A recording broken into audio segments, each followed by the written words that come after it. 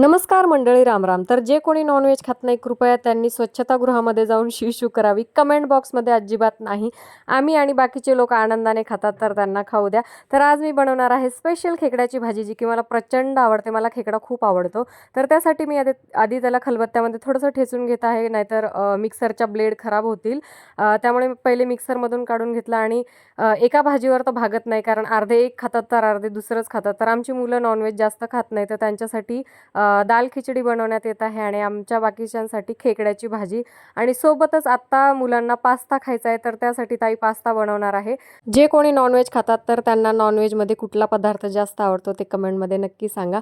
आणि मुलांसाठी पास्ता बनवलेला आहे, पण सगळ्यात लहान तर मीच आहे, त्यामुळे सगळ्यात पहिले पास्ता मीच खाऊन बघणार. तर थोडा स्पायसी झाला होता आणि मी बऱ्याच दिवसांनी इतकं स्पायसी खाल्लं, त्याच्यामुळे माझ्या अक्षरशः डोळ्यात पाणी आलं.